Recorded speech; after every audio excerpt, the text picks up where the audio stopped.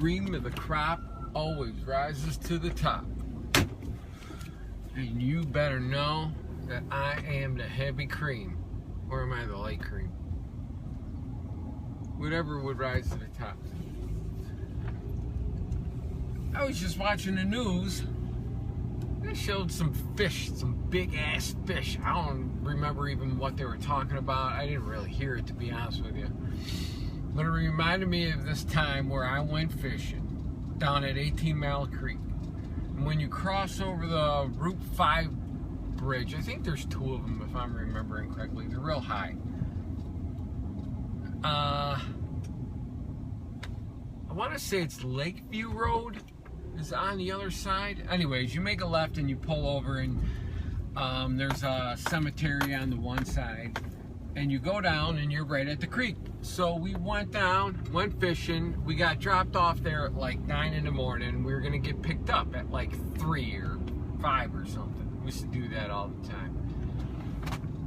And I'm standing there on this rock fishing and use my skills, and then I catch this fish. And you used to get these bass, these nice black bass that used to swim around with carps and stuff, and you know, you'd swim and it's stream fishing, so it's shallow, maybe knee deep, maybe a little bit deeper, and you just walk up the creek upstream. I jumped up on this rock and I'm fishing, and I cast my line out, come in, reel it in, fishing with like a little floating Rapala. Boom! I get one of these bad boys. I'm like, yeah. So I reel it up. Boom, boom, boom. I grab it. And if anybody knows out there, you're supposed to grab a fish. You grab it with your tongue, your thumb in its mouth, like, and you push on their tongue and you wrench up on their tongue, like, or their jaw, and they open up their mouth. It's like they're paralyzed. They can't really move, and then you can take the hook out. And you always see people holding the fish up like this. Yeah, look what I caught. And I got that bad boy, grab it by its tongue and its teeth, and boom, I go to pull the hook out, and it's giving me a little bit of a hard time. Well, I must not have had him wrenched up pretty good, because all of a sudden, he just goes and wiggles like big time, and he falls. And when he falls, I get my third finger, my ring finger, hooked. Hooked all the way in. Like, buried into my fucking finger. Yeah. I looked at it and I said, I am effed. Big time.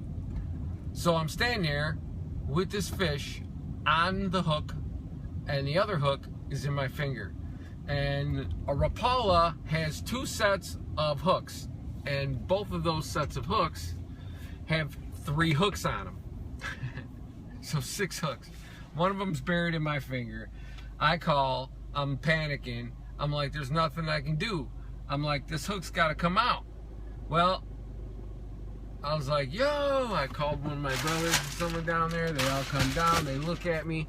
I look at them. I say, look, you got to pull this hook out. I'll grab the fish. He ain't going anywhere. 1, 2, 3, ram! Pull that bad boy out with a bunch of junk. And it bled like crazy. It hurt like crazy. But yeah, I had to rip a fish hook out of my hand like a champion. And that story on the news reminded me of that horrible day.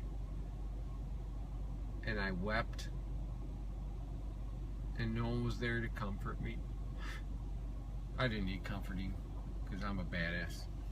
Alright, well, there's my story, and I'm sticking to it.